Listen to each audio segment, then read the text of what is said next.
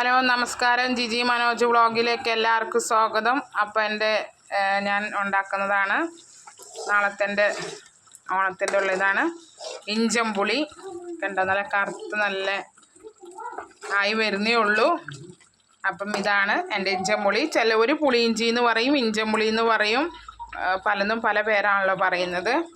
അപ്പം ഉണ്ടാക്കാൻ വളരെ സിമ്പിളാണ്, ഒരു ബുദ്ധിമുട്ടും ഇല്ല. ഇഞ്ചി അരിയേണ്ട, പച്ചമുളക് അരിയേണ്ട ഒരു ബുദ്ധിമുട്ട് മാത്രമേ ഉള്ളൂ.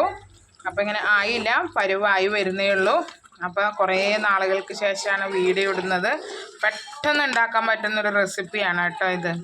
അപ്പോൾ എല്ലാവരും ഇത് ട്രൈ ചെയ്ത് നോക്കണം. കുറച്ച് വെളിച്ചെണ്ണ ഒഴിച്ചിട്ട് അതിൽ ചെറുതായിട്ട് ഇഞ്ചി കൊത്തി അരിഞ്ഞിട്ട് അതിങ്ങനെ വഴറ്റി, പച്ചമുളകും വഴറ്റി മാറ്റിയിട്ട് കടുക്, ഉലുവ, വറ്റൽമുളക്, കറിവേപ്പില ഒക്കെ ഇട്ട് മൂപ്പിച്ചിട്ട് പുളി അതിലൊഴിച്ച് ശർക്കര എല്ലാം കൂടി ഇട്ടിട്ട് പിന്നെ കുറുക്കിയെടുക്കുക. ഇതിൽ മഞ്ഞൾപ്പൊടിയും മുളക് പൊടിയും അങ്ങനത്തെ ഒന്നും ഇട്ടിട്ടില്ല. വെറും ഇഞ്ചിയും പച്ചമുളകും ശർക്കരയും പുളിയും മാത്രമേ ഇതിലുള്ളൂ കേട്ടോ. അപ്പോൾ ഇതെല്ലാവരും ട്രൈ ചെയ്തിട്ട് എങ്ങനെയുണ്ടെന്ന് പറയണം. എൻ്റെ ചാനൽ സബ്സ്ക്രൈബർ ചെയ്യണം. അപ്പോൾ എല്ലാവരും എന്നോട് ചോദിക്കാറുണ്ട് വീഡിയോ കാണാറില്ലേ, ഇടാറില്ലേ എന്നൊക്കെ. അപ്പോൾ ഇന്ന് പെട്ടെന്ന് ഒന്ന് ഇടണമെന്ന് തോന്നിയപ്പോൾ ഇട്ടത്. അപ്പോൾ എല്ലാവരും സബ്സ്ക്രൈബർ ചെയ്യുക. Okay, bye, see you. അടുത്ത വീഡിയോയിൽ കാണാം.